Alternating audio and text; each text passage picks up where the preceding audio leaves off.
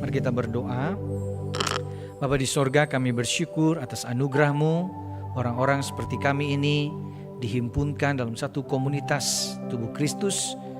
Dan orang-orang seperti kami yang mungkin dulu belum pernah mengenal Tuhan, tapi atas anugerah Tuhan kami hari ini bisa menjadi pengikut-pengikut Kristus.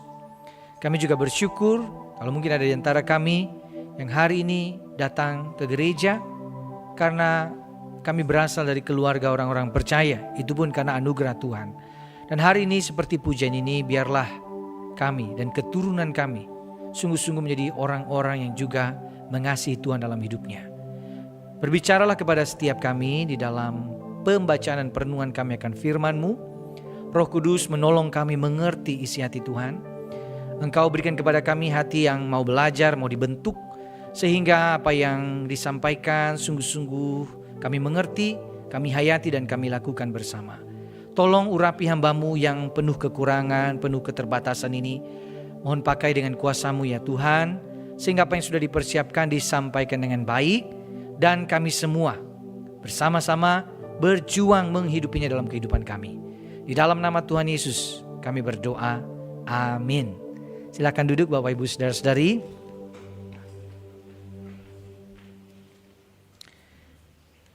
Bapak Ibu Saudara-saudari, hari ini kita akan sama-sama melanjutkan serial khotbah kita sepanjang bulan ini, yaitu tentang keluarga. Dan pada minggu ketiga ini kita masih akan bicara tentang keluarga secara khusus dengan tema warisan iman di tengah arus zaman. Saya ingin kita membuka Alkitab kita, saudara, dari 1 Samuel pasal yang kedua, ayat yang ke-22 hingga ayat yang ke-26. 1 Samuel pasal 2 ayat yang ke-22 hingga ayat yang ke-26. Ini kisah yang sangat terkenal tentang anak-anak hamba Tuhan, saudara-saudara. Saya akan membacakan bagian ini kepada kita, silahkan menyimaknya. Demikian firman Tuhan. Eli sudah tua sekali. Ia mendengar segala sesuatu yang dilakukan anak-anaknya terhadap semua orang Israel, dan bahwa mereka tidur dengan perempuan-perempuan yang bertugas di pintu kemah pertemuan. Karena itu ia berkata kepada mereka, "Mengapa kamu melakukan hal-hal seperti itu? Sehingga ku dengar dari segenap bangsa ini tentang perbuatan-perbuatanmu yang jahat. Jangan begitu anakku. Bukan kabar baik yang kudengar disebarluaskan umat Tuhan. Jika seorang berdosa terhadap yang lain, Allah dapat menengahi. Jika seseorang berdosa terhadap Tuhan, siapa yang dapat menjadi penengah baginya? Tetapi mereka tidak mendengarkan perkataan ayah mereka, sebab Tuhan berkehendak menewaskan mereka. Tetapi Samuel yang masih muda bertambah besar dan semakin disukai oleh Tuhan dan manusia." Sedemikian jauh pembacaan firman Tuhan untuk kita sekalian. Saudara-saudara, menjadi orang tua di zaman ini sangat-sangat tidak mudah. Saya juga sedang tidak berkata bahwa menjadi orang tua di zaman dulu jauh lebih mudah. Tetapi harus diakui, dengan perkembangan teknologi yang terjadi saat ini, dengan kecanggihan gadget yang sampai saat ini terus berkembang, dan makin berkembangnya kecerdasan buatan yang tidak pernah kita bayangkan akan semasif ini perkembangannya. Maka saya setuju dengan apa yang dikatakan oleh Jonathan Mackie di dalam buku Parenting Generation Screen. Dia berkata, tidak bisa dipungkiri, layar atau gadget itu telah membuat pengasuhan anak menjadi lebih sulit. Kenapa saudara-saudara? Hanya dengan satu sentuhan jari, anak-anak dapat mengakses begitu banyak hal, entah itu yang membangun atau yang merusak hidupnya. Benda itu sangat kecil, seukuran kotak kecil, dan bisa ditaruh di dalam saku, dibawa kemana-mana.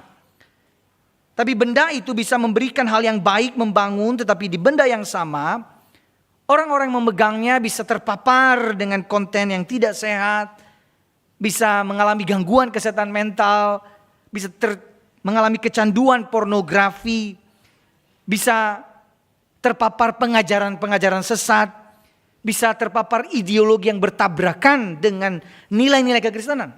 Dan itu terjadi sampai saat ini. Dan saya percaya menjadi orang tua di dunia yang serba digital saat ini, saudara, tak jarang kita menjadi sangat kewalahan sekali. Gadget yang awalnya alat, kok malah makin lama memperalat. Setuju gak Bapak Ibu? Rasa-rasanya kita akan melihat satu fase dan ini di mana-mana. Ketika anak tidak tenang, tantrum, gadget menjadi jalan ninjaku. Dia akan lebih tenang. Tapi kok makin lama modelnya seperti itu. Akhirnya awal-awalnya kita pikir ini akan membantu, lama-lama kita gimana cara melepasnya? Gak bisa lepas. Saudara, itu yang terjadi saat ini dan banyak dari kita menjadi khawatir gimana ya? Gadget yang awalnya dibuat supaya saling terkoneksi malah membuat terjadi diskoneksi antara orang tua dan anak, antara individu dengan individu yang lainnya. Saudara-saudara, dari banyak persoalan keluarga, salah satu pemicu terbesar, ya pemicunya, salah satunya gadget sebenarnya.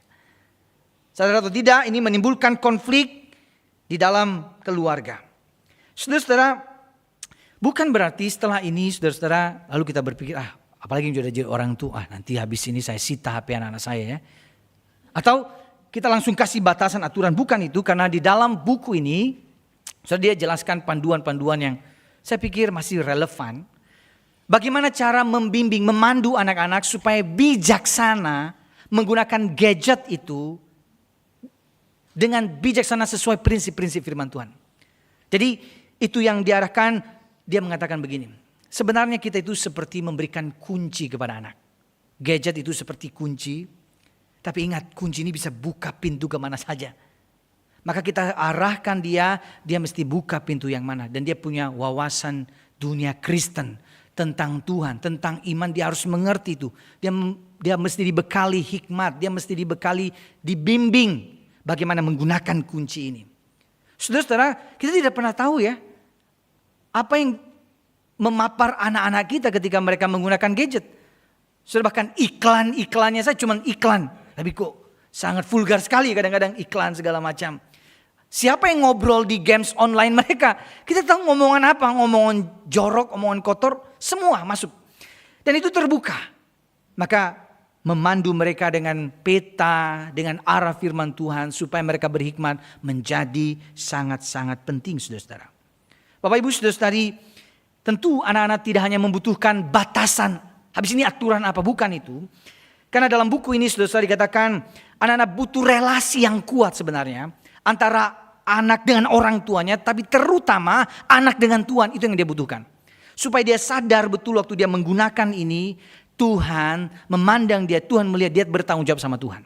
Dan ini adalah proses yang namanya mewariskan iman. Maka Bapak Ibu saudara-saudari, amat sangat penting. Kita tidak tahu sampai berapa lama lagi perkembangan akan terus terjadi. Saudara, awal saya punya HP, saudara-saudara, HP-nya itu masih pakai SMS dan kalau ngetik huruf itu mesti 3 kali dulu ya. Saudara masih mengalami itu. Dan sekarang udah beda sekali ya. Gak ada tombol itu lagi, gak ada. Mesti udah langsung. Nanti kita tidak tahu apa lagi. Tapi dunia ini berkembang, arus zaman itu begitu cepat berkembang. Tapi ada satu yang perlu dibekali, diarahkan, dibimbing, dikasih panduan tentang iman, warisan iman, dan itu tugas kita bersama. Secara khusus kita yang sudah menjadi orang tua. Tapi tentu saja khotbah ini bukan hanya bagi saudara-saudara yang sudah menjadi orang tua, tapi bagi kita orang-orang muda. Bagi kita yang belum menikah pun ini menjadi tanggung jawab kita bersama untuk mewariskan iman, bahkan menghidupi iman. Saudara-saudara, waktu kita membicarakan iman, maka saya mulai dengan statement ini. Mewariskan iman tidak sama dengan mewariskan agama. Setuju gak Bapak Ibu? Apa yang setuju? Coba. Apa bedanya? Bisa kasih komentar gak? Mewariskan iman. Oke, agama cuma KTP, iman. Ya, dihidupi. Ya, saudara-saudara, kita kalau bicara warisan, esensi warisan adalah kita mewariskan apa yang kita miliki, betul ya? Legacy itu sesuatu yang kita punya. Sama dalam bentuk harta juga sama ya. Keluarga mewariskan yang dia miliki kan. Gak mungkin kan orang tua mewariskan ruko tetangganya. dikasih di akta notaris, ruko tetangga saya ini diberikan kepada, enggak bisa. Harus yang jadi milik saya. Nah, waktu bicara mewariskan iman, berarti itu adalah yang kurasakan, yang kuhidupi, yang kualami. Itu yang aku wariskan. Maka saudara-saudara, mewariskan iman beda dengan mewariskan agama. Apa bedanya saudara-saudara? Ya, jadi kata Coach Charles itu tepat ya, bahwa bicara mewariskan agama hanya sekedar faktor luar, KTP, ya, atau bahasa lainnya ritual. Sedangkan mewariskan iman adalah mewariskan spiritual. Beda sekali mewariskan agama dengan mewariskan iman. Contohnya saudara, contohnya. Ketika anak disuruh kamu beribadah, wajib beribadah ke gereja. Kalau cuma sekedar itu, kita sedang mengajarkan anak untuk berpikir ritual. Wajib. Tapi kenapa orang datang beribadah? Itulah yang seharusnya diwariskan kepada anak-anak kita. Kita datang beribadah, tadi ada panggilan ibadah. Kita harus selalu ingatkan Tuhan yang panggil kita untuk datang beribadah. Kita ini orang-orang yang ditebus oleh Allah. Atas anugerah Allah saya bisa menjumpai alam, Allah semesta alam ini. Raja di atas segala raja, saya bisa datang kepada dia. Sehingga ia tahu ketika ia datang ke gereja, itu bukan karena papanya, bukan karena disuruh mamanya, bukan. Tapi karena ia sedang berurusan dengan pribadi, dengan Allah, alam semesta ini. Allah atas alam semesta. Saudara-saudara, mewariskan agama dan iman adalah dua hal yang berbeda. Maka tidak heran sebenarnya. Kita kadang-kadang bingung ya. Ada orang-orang yang dari kecil diajak ke gereja, disuruh aktivitas rohani. Tapi besar bisa meninggalkan imannya. Apa yang terjadi ya? Kok bisa ya? So jangan-jangan itu yang diwariskan keagamaannya. Tapi lupa bahwa kekristenan itu bicara tentang relasi dengan Tuhan. Saudara-saudara, bacaan kita hari ini adalah bacaan tentang anak-anak hamba Tuhan. Saudara, waktu baca ini, jujur saya gelisah, takut, atau gimana ini ya. Tuhan banyak bicara kepada saya. Karena ini adalah dia masuk ke dalam area yang sangat penting. Jangan sampai anak-anak hamba Tuhan, orang tuanya mengatakan tentang Tuhan, tapi tidak mewariskan iman itu kepada anak-anaknya. Saudara-saudara, anak-anak Eli, tadi dikatakan, dan ini ada kontrasnya ya. Anak-anak Eli hidupnya bobrok sekali. Kalau kita lihat begini saudara. Anak-anak Eli, anak-anak imam, anak-anak hamba Tuhan tinggal di rumah Tuhan. Hofni dan Pinehas disebut orang durjana. Durjana tahu Bapak Ibu? Jahat. Ya. Orang-orang jahat. Mereka tidak mengindahkan Tuhan. Tidak mengenal Tuhan. Tapi melakukan tugas keimaman? Ya, tugas keimaman. Mereka meremehkan korban Tuhan. Nah, ini yang terjadi ya. Di dalam ayat yang kita baca. Bahwa waktu umat memberikan persembahan, kan waktu dikasih persembahan tidak semua dibakar ya. Ada bagian untuk para imam, ada kok jatah mereka. Tapi mereka tidak menunggu, merasa mereka dipenuhi dengan keserakan. Kami mau ambil lagi, ambil bagian terbaik. Saudara, itu yang menjadi persoalan. Mereka meremehkan kurban Tuhan. Mereka tidur dengan perempuan-perempuan petugas kemah pertemuan. Saya pikir di sini mereka menyalahgunakan otoritas kekuasaan mereka ya untuk melakukan perzinahan. Dan di sini dikatakan sebab Tuhan berkehendak menewaskan mereka. Oh saudara-saudara, ini begitu mengerikan sekali dosa anak-anak hamba Tuhan ini. Tetapi di dalam teks ini penulis sengaja menyusunnya di sela-sela cerita ini ada cerita tentang Samuel, anak Hana. Saudara, kalau kita tahu anak Hana siapa Samuel, ini adalah kisahnya Elkana punya dua istri, Penina dan Hana ya. Kemudian Hana tidak punya anak, dia berdoa kepada Tuhan, Tuhan memberikan kepadanya Samuel. Lalu dia bilang, Tuhan kalau Tuhan kasih aku anak, aku mempersembahkan dia untuk menjadi pelayan Tuhan seumur hidupnya. Nah ini dia Samuel.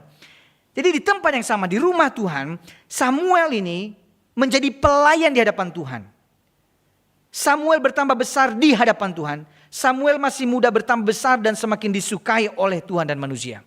Tentu saja ada nilai positifnya sedikit dari Eli di sini. Karena Samuel ini masih di bawah bimbingannya. Tetapi kadang kita bingung kenapa dua orang yang sama ada di satu lokasi yang sama bicara tentang Tuhan tapi bisa produknya bisa berbeda. Saudara-saudara, kita hari ini akan belajar apa yang menyebabkan iman itu menjadi gagal diteruskan. Bukan iman ya, warisan iman. Kalau iman kita percaya itu anugerah Allah. karena anugerah Allah. Tapi warisan iman, nilai-nilai kebenaran itu menjadi gagal diteruskan. Ada 5 hal yang kita bisa pelajari penyebabnya. Saudara, yang pertama, baca sama-sama 1, 2, 3. Orang tua memprioritaskan aktivitas keagamaan lebih daripada hubungan dengan Tuhan. Perhatikan ayat 1, pasal 1 ayat 3, saudara. Itu dikatakan jelas, Hofni Pinehas imam Tuhan di sana. Mereka diberikan jabatan untuk melayani. Mereka menjalankan peran aktivitas keimaman, aktivitas rohani. Tetapi di sana dikatakan mereka tidak mengindahkan Tuhan. Ini jadi persoalannya. Mereka tidak mengasihi Tuhan. Mereka cuma melakukan kegiatan rohani, tapi mereka lupa mengenal, mengasihi, dan taat kepada Tuhan. Spiritualitas itu bicara tentang siapa kita di hadapan Tuhan. Aktivitas bicara tentang apa yang kita lakukan di hadapan Tuhan. Saudara-saudara, tentu aktivitas itu penting, melatih kebiasaan. Tapi tanpa spiritualitas, intinya relasi dengan Tuhan, ini akan menjadi rutinitas yang kalau tidak diperbaharui, kita akan terjebak. Kita berpikir bahwa inilah yang Tuhan mau. Padahal Tuhan mau kita mengenal Dia, kita punya pengalaman dengan Dia. Saudara-saudara, dalam konteks kisah anak-anak Eli ini, jelas sekali Hofni dan Pinehas adalah imam, mereka sibuk dengan hal-hal rohani di rumah Tuhan. Tetapi mereka lupa pada esensi intinya bahwa mereka perlu menghormati dan mengasihi Tuhan. Maka dalam konteks kehidupan kita, saudara-saudara, bisa jadi hal ini terjadi. Ya, ini contohnya misalnya ya. Orang tua ketika dia berkata kepadanya, anaknya, ayo kamu baca Alkitab. Tapi dia sendiri tidak melakukannya. Nah itu adalah konsep bahwa ini cuma ritual aja, lakukan tapi saya tidak perlu menghidupinya. Maka beda halnya saudara ketika orang tua mengerti, membaca Alkitab, membaca firman Tuhan, mengenal Tuhan. Dia akan mengajak anaknya, ayo kita belajar. Atau dia akan sharingkan apa-apa yang Papa pelajari, apa yang sedang Papa gumulkan tentang kebenaran firman Tuhan. Kita sama-sama berbagi. Ada kerinduan yang ingin ditekankan bahwa Papa, Mama sedang belajar mengenal Tuhan lebih dalam. Dan kami ingin mengajarkannya kepadamu. Dan poinnya di situ saudara. Kekristenan itu pada relasi dan harusnya penekanan pada relasi dengan Tuhan ini yang menjadi penting. Yang kedua, penyebab gagal warisan iman gagal diteruskan. Baca sama-sama 1, 2, 3. Orang tua mulai berkompromi dengan dosa sehingga tidak serius menegur dosa anaknya. Saya baca saudara ya. Eli sudah tua, yang mendengar segala sesuatu yang dilakukan anak-anaknya. Dan kalau dilihat dalam bahasa aslinya berarti mendengar terus menerus. Jadi ini bukan cuma sekali berarti. Udah lama. Karena dia berkata kepada mereka, mengapa kamu melakukan hal seperti itu? Ditegur. Ini tegurannya ya. Jangan begitu anakku. Jika seorang berdosa terhadap Tuhan, siapa yang dapat menjadi penengah baginya? Perhatikan, untuk dosa yang sebesar itu menghina Tuhan, tegurannya jangan begitu anakku. So di sini menjadi persoalannya betapa Eli tidak serius menegur dosa ini. Padahal ini dosa yang sangat serius sekali. Saudara-saudara, ini menjadi persoalan padahal dia masih punya otoritas. Dia masih punya hak untuk istilahnya memecat anak-anak itu. Karena mereka sudah mengganggu, sudah merusak ya arti pelayanan yang sebenarnya. Tapi dia tidak melakukannya. Bukan karena dia tidak tahu, tapi ia membiarkan. Ia lebih memilih kenyamanan daripada ketaatan. Ia takut menyinggung perasaan anaknya daripada takut menyinggung perasaan Tuhan. Saudara-saudara, ini prinsip penting sekali. Anak yang jelas-jelas salah tidak perlu dibela. Kalau itu sudah melanggar hukum Tuhan. Tentu saudara bukan berarti setelah ini langsung pola dan modelnya ada penghakiman. Bukan itu, tetapi dalam hati kita tahu kita ini hormat sama Tuhan. Apa yang Tuhan katakan itu yang utama. Maka ketika seseorang anak melakukan dosa, sebagai orang tua yang menghormati Tuhan, saya tidak mau berkompromi dengan dosa. Saya juga berbagian menanggung dosa itu. Dan saya ingin mengajarkannya kepada anak-anak bahwa ada konsekuensi dari setiap pelanggaran terhadap firman Allah. Saudara-saudara, membiarkan anak, tidak mendidik, tidak mendisiplin, tidak menegur kesalahan yang disengaja, membuat anak menjadi kurang ajar. Kita hanya sedang memupuk kehancurannya di masa yang akan datang. Maka Bapak Ibu Saudara-saudari, yang pasti bahwa menegur, mendisiplin, itu alasannya pertama-tama tanya dulu. Ini karena prinsip, ini karena melanggar hukum Tuhan, atau hanya sekedar hal-hal yang menyinggung perasaan saya. Jadi pola pendekatannya sangat berbeda. Bapak Ibu saudara-saudari, kalau bicara menegur anak pasti setiap orang berbeda ya. Ada anak-anak yang sekali diomongin langsung iya ma, iya pak, ada ya? Ada yang perlu diulang-ulang baru iya. Ada yang perlu ton nada kita lebih tinggi baru iya begitu. Ada yang lebih keras lagi, ada yang perlu kita mengambil haknya, mendisiplin dia, memberikan konsekuensi. Tapi apapun itu kita berupaya untuk mengatakan kepada dia, ada batasnya loh anak-anakku. Ingat, Hofni dan Fineas itu sudah melanggar batasnya. Tidak ada rasa cukup lagi kepada mereka. Dan itu membuat mereka hancur, saudara. Anak-anak hamba Tuhan mengalami degradasi moralitas. Tidak lagi batasan hukum Tuhan. Saudara-saudara, yang ketiga, orang tua tidak punya hubungan yang baik dengan anaknya. Dan ini sangat-sangat penting sekali. Perhatikan ayat 25. Eli menegur anaknya, tetapi di sana dikatakan mereka tidak mendengarkan perkataan ayah mereka. Saudara-saudara, nampaknya di sini bahwa Eli kurang memiliki kedekatan dengan anak-anaknya. Sehingga dia tidak dihargai dalam bagian ini. Sehingga omongannya dirasa kurang terlalu relevan buat mereka. Bapak Ibu saudara-saudari, ada satu cerita saudara, ada seorang pebisnis sukses. Dia punya aset di mana-mana, dia kaya raya. Dan ketika dia berusia sekitar 70 tahun, kemudian seseorang mewawancarai dia dan berkata, Pak, kalau Bapak diberi kesempatan untuk mengulang hidup sekali lagi Pak, apa yang ingin Bapak perbaiki? Sudah orang-orang berekspektasi begini, wah Bapak ini akan ngajarin investasi yang pas, bisnis yang pas untuk di zaman ini.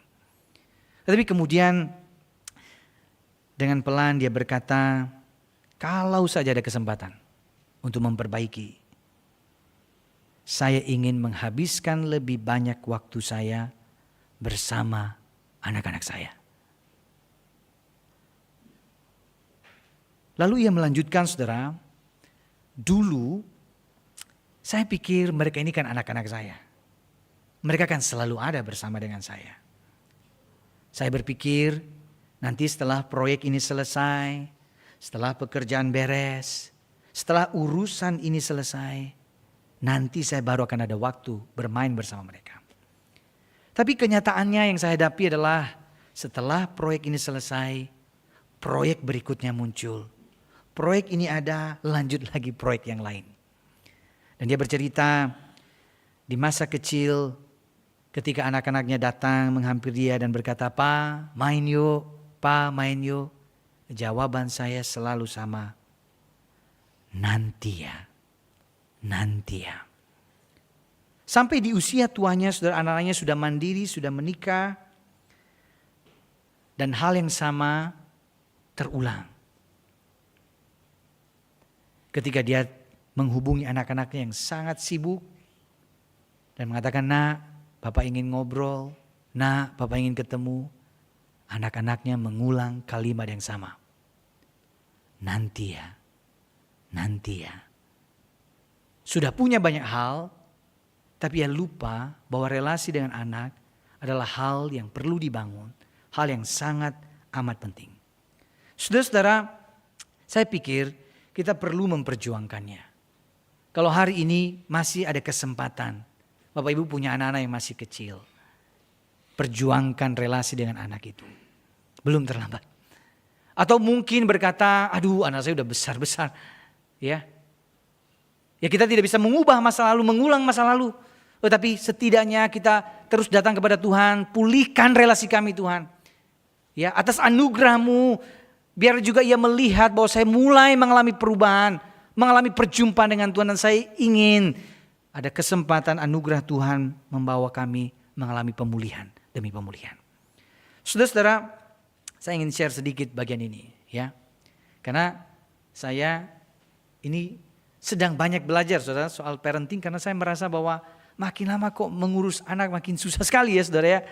Saya rasa perlu banyak belajar. Dan saya rasa ini model yang umum sebenarnya. Mungkin Bapak Ibu pernah belajar. Tapi kadang-kadang lupa dan sering menimbulkan konflik ketika ini tidak diketahui, saudara. 4 tahap parenting. Yang pertama, 0 sampai 5 tahun.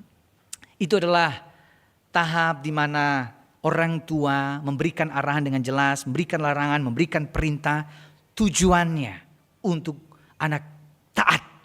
Ya, dia tahu apa disiplin, dia tahu apa batas. Ya, dia mengerti otoritas. Tapi setelah dia 5 tahun memasuki 6 sampai 12 tahun, Bapak Ibu, peran orang itu berubah menjadi trainer. Ya, tujuannya supaya anak punya tanggung jawab, dilatih untuk memiliki tanggung jawab. Maka dia akan berkata, saya akan mengajarimu. Ya, dia akan memberikan pola untuk anak-anaknya. Tetapi setelah 12 tahun, anak bertumbuh, pola dan peran orang tua berubah. Sana dikatakan menjadi coach dan cheerleader. Dia berada di luar dan dia berkata, saya akan mendampingimu. Tujuannya apa? Untuk kemandirian anak.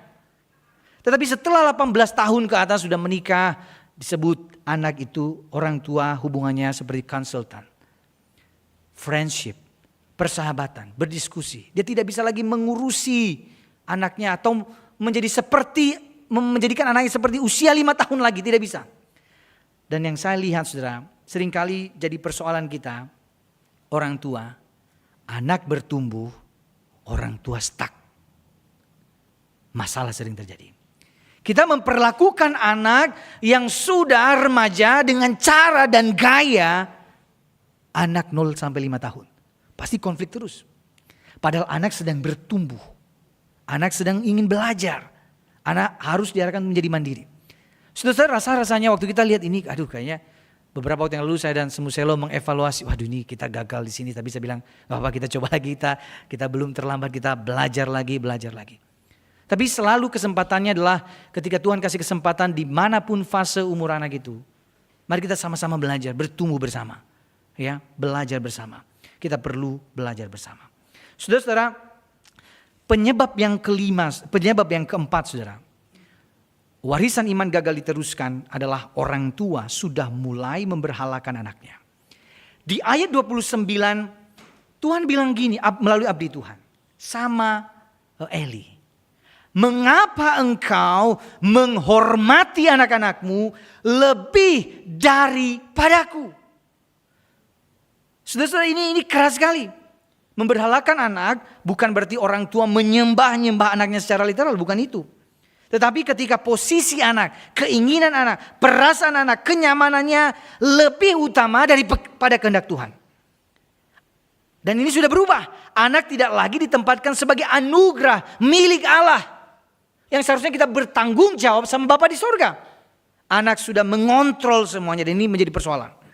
Saudara, ini terjadi kapan? Salah satu cirinya adalah ketika orang tua hanya bisa menjawab iya kepada keinginan anaknya tanpa memberikan filter, tanpa memberikan hikmat Tuhan, apa yang bertentangan pada kebenaran Tuhan. Membiarkan anaknya salah supaya menghindari konflik, menunda teguran karena takut anak kecewa, atau membenarkan yang salah demi menjaga hubungan. Maka di titik ini suara anak menjadi lebih menentukan daripada suara Tuhan. Maka saudara, Yesus pernah berkata seperti ini. Barang siapa mengasihi bapa atau ibunya lebih daripadaku, ia tidak layak bagiku. Barang siapa mengasihi anaknya laki-laki atau perempuan lebih daripadaku, ia tidak layak bagiku. Yesus ingin katakan apa? Hei, ingat, aku yang utama dalam hatimu. Betul, kita harus mengasihi keluarga. Tapi kasih kita kepada Yesus harus lebih besar. Sehingga kita mengerti bagaimana mengasihi anak, mengasihi keluarga kita dengan cara pandang Yesus. Saudara-saudara, dalam kisah Eli ini, Tuhan tegur keras. Mengapa engkau lebih menghormati anak-anakmu daripada aku? Eli tidak hanya gagal menegur, tetapi ia ternyata saudara, lebih takut melukai hati anaknya daripada takut melukai hati Tuhan. Itu menjadi persoalannya. Ada seorang ibu, saudara, dia sangat-sangat mengasihi anaknya. Dia selalu dari kecil selalu bilang iya kepada keinginan anaknya. Saudara-saudara, dari kecil anak ini dididik oleh ibunya. Dia melakukan apa saja untuk anaknya, apa yang diminta anaknya diiyakan oleh ibunya. Tetapi ternyata itu terus bertumbuh sampai dia remaja, sampai dia dewasa. Bentukannya anak ini harus mendapatkan apa yang dia inginkan. Sampai akhirnya saudara, anak itu bertumbuh menjadi seorang pemuda yang menjadi sangat keras untuk mendapatkan apa yang dia inginkan. Dia melakukan tindakan kriminalitas sampai akhirnya kasus demi kasus membuat dia di penjara. Saudara-saudara, satu hari ketika ibunya berkunjung dengan hati yang hancur, dia datang. Dia lihat anaknya yang dulu lucu digendong-gendong begitu, sekarang ada di dalam jeruji besi. Dia menangis. Dalam kesempatan itu ketika anaknya memeluk ibunya, saudara, dia mengatakan begini kepada ibunya, "Ma, aku tidak mau menyalahkan siapa-siapa. Tapi aku harus jujur. Aku ada di sini karena Mama selalu bilang iya untuk semua yang aku inginkan. Aku tidak pernah diajar menahan keinginan. Aku tidak pernah diajar berhikmat. Hidup tahu ada batasnya." Saudara-saudara, mendengar itu, sang ibu itu terdiam. Tentu ada penyesalan. Tetapi ia sadar, kasih yang ia pikir kasih ternyata bukan kasih. Kasih tidak pernah lepas dari disiplin, ketegasan. Kasih dan keadilan tidak pernah bisa dipisahkan. Dua hal ini, kasih dan kebenaran, tidak boleh diceraikan, saudara-saudara. Dua hal ini selalu ada berdampingan. Maka ini kalau dipisahkan, ujung-ujungnya akan membawa kehancuran kepada anak. Saudara, yang kelima, orang tua tidak melakukan apa yang dia katakan kepada anaknya. Ini menyebabkan warisan iman itu menjadi gagal diteruskan. Perhatikan ayat 29. "Mengapa engkau memandang rendah kurban sembelihan? Dan kamu sekalian menggemukkan diri dengan bagian terbaik dari setiap persembahan umatku Israel." Apa maksudnya, saudara? Perhatikan kata yang digunakan, kamu sekalian. Teguran ini bicara ke Eli. Apa artinya? Eli, anakmu mengambil bagian terbaik. Kamu juga ikut makan. Menggemukkan dirimu. Jadi otoritasnya, wibawanya bicara sebagai orang tua yang menghormati Tuhan itu tidak ada. Dia sendiri tidak melakukan apa yang dia katakan. Dia sendiri tidak menghormati Tuhan. Dia ikut serta dalam dosa itu. Maka ini penting sekali Bapak Ibu. Mengapa anak-anak tidak melakukan apa yang kita katakan? Jangan-jangan karena kita tidak melakukan apa yang kita katakan. Ini contoh sederhana ya. Ketika kita mengatakan anak kita terlalu adiksi main gadget, main HP. Kita larang dia. Tapi persoalannya kita ini sebagai orang tua. Adiksi juga gak?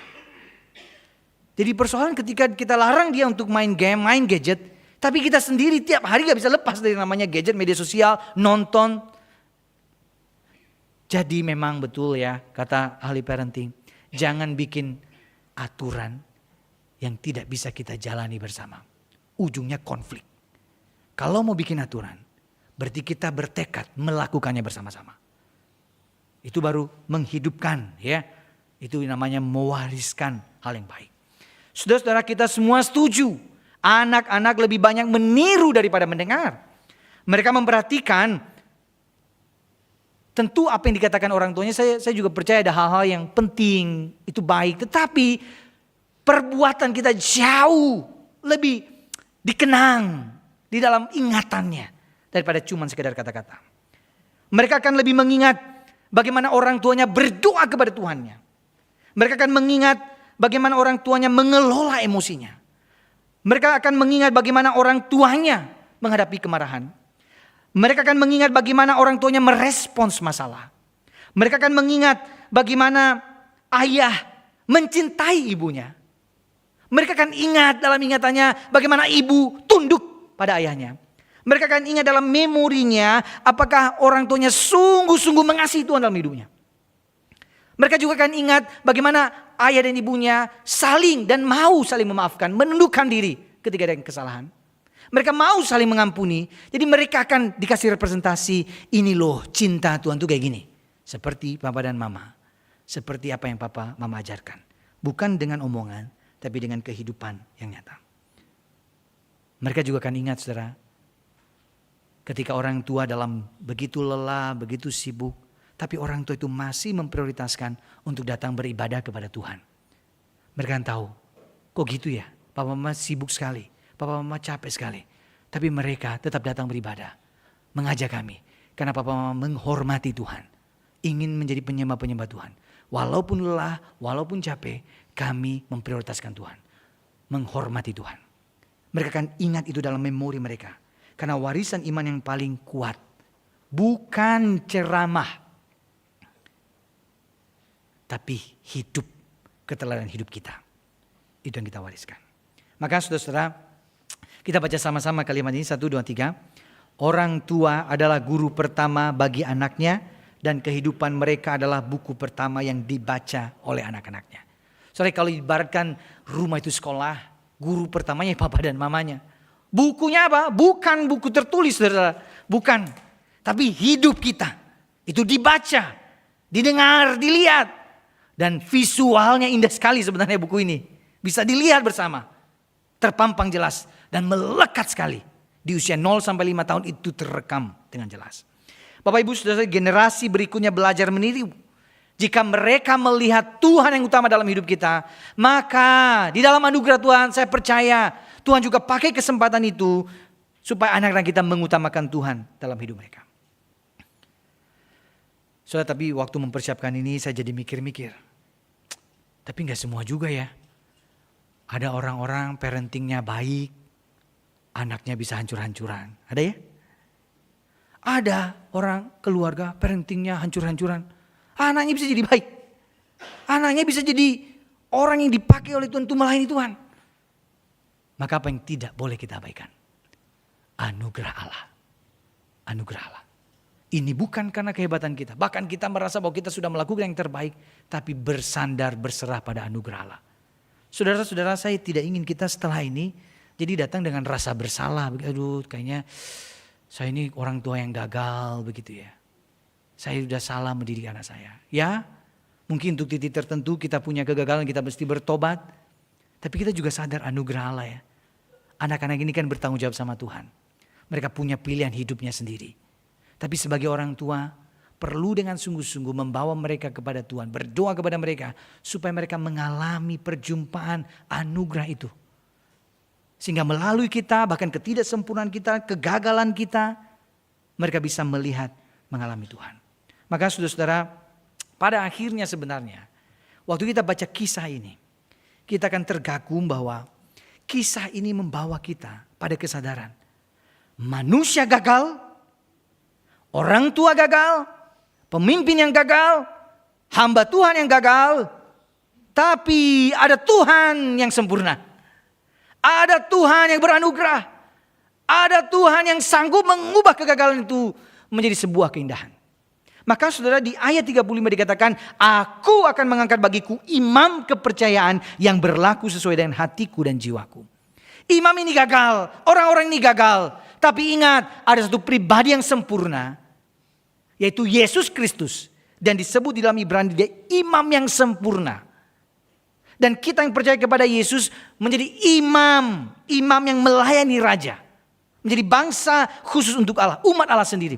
Kita dimampukan juga, kita disanggupkan juga untuk menghidupi dan mewariskan anugerah itu. Maka apa artinya saudara?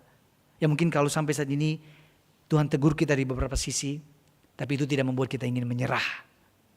Terus berharap sama Tuhan. Kita perlu bertobat. Tapi pertobatan kita bukan lagi kembali kepada mengandalkan diri kita. Tapi kita bertobat, Tuhan, aku mau ingin mengandalkan Engkau dalam menjalankan peran dan tanggung jawabku. Saudara-saudara, maka di dalam anugerah Tuhan, doa kita ini saudara. Nanti pas yang warna kuning itu Bapak Ibu baca dengan suara keras ya. Doanya begini ya. Ya Tuhan, dalam anugerah-Mu, pakailah aku si pendosa yang banyak kelemahan dan kekurangan ini, agar dimampukan untuk menjadi bagi anak-anakku dan juga orang-orang di sekitarku. Saudara, hanya karena anugerah Tuhan, Tuhan mau pakai kita. tapi perlu hati yang sungguh-sungguh merendahkan diri di hadapan Tuhan. Maka terakhir saudara-saudara, kunci mewariskan iman adalah hidup yang menghormati Tuhan. Hidup seperti ini akan berkata seperti ini. Tuhan adalah yang terutama dalam hidupku. Karena itu setiap langkah, setiap pilihan, setiap detik kehidupanku, ku jalani dengan kesadaran bahwa aku sama-sama berada di hadapannya. Ini kuncinya saudara. Bagaimana hidup yang menghormati Tuhan? Ini bukan cuma tugas orang tua. Semua kita, orang-orang muda di tempat ini, hiduplah menghormati Tuhan. Ini investasi dalam hidupmu. Ketika engkau punya keluarga nanti, engkau sudah menabung. Bagaimana hidup yang menghormati Tuhan? Saudara-saudara, pernahkah Anda perhatikan ketika misalnya ya, waktu kita bekerja, waktu kita lagi duduk kerja, tiba-tiba bos besar datang menghampiri ruang kerja kita, kira-kira sikap kita pertama ngapain? Beres-beres begitu ya, pura-pura. Tadi nonton YouTube, pura-pura ngetik begitu ya. Bisa gitu ya, kita halo Pak, lebih sopan begitu ya. Atau saudara, ketika dalam bisnis kita ada klien yang sangat penting, ya, hampir omsetnya berasal dari si klien ini, datang kepada kita, kira-kira kita ngapain? Kita akan lebih sopan, lebih hati-hati kalau ngomong, lebih teliti. Atau siapapun, ketika pejabat datang, ketika dosen yang kita segani, orang-orang kita hormati, kita akan dengan sengaja kita akan bersikap lebih sopan, lebih hati-hati. Karena orang-orang itu terserah ya motivasinya apa, tapi dalam tanda kutip kita menghormati mereka, kita lebih menjaga diri kita. Pertanyaannya saudara, kalau kita benar-benar menghormati Tuhan, apa kita sungguh-sungguh waktu kita sadar kita ada di hadapan Tuhan, kita sungguh-sungguh menghormati Dia atau tidak? Apa kita waktu kita tahu bahwa kita ada di hadapan Tuhan, kita juga menjaga lisan kita gak sembarangan bicara kotor.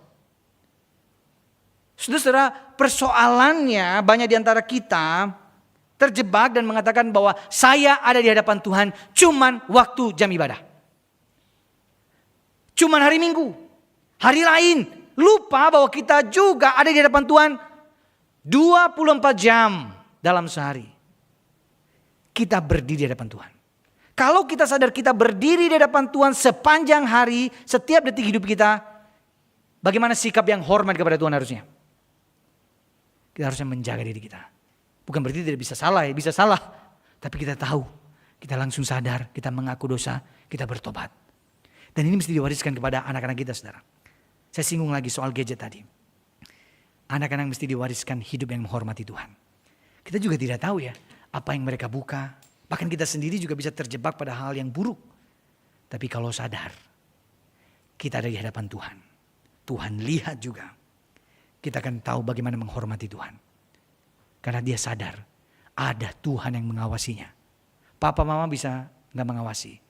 Bahkan program security supaya mengontrol tidak bisa dikecohkan begitu. Tapi kalau kita sadar ada Tuhan melihat saya berada di hadapan Tuhan.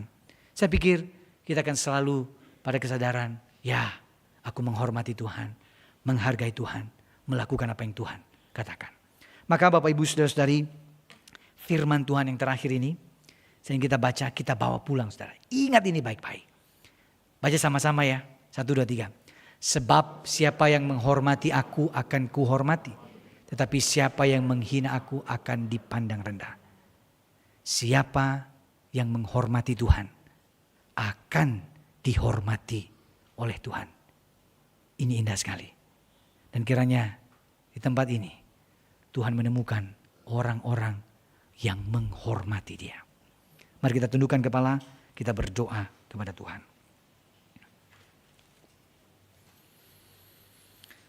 Mari kita ambil waktu kita, saudara-saudara. Ambil satu waktu untuk merenungkan firman Tuhan hari ini. Kalau ada pesan Tuhan yang menegur, mengingatkan, saudara ingat baik-baik itu. Ambil satu tekad untuk berubah, bertobat di hadapan Tuhan. Kiranya sungguh-sungguh kita meminta supaya Tuhan memampukan kita menjadi orang-orang yang menghormati Tuhan.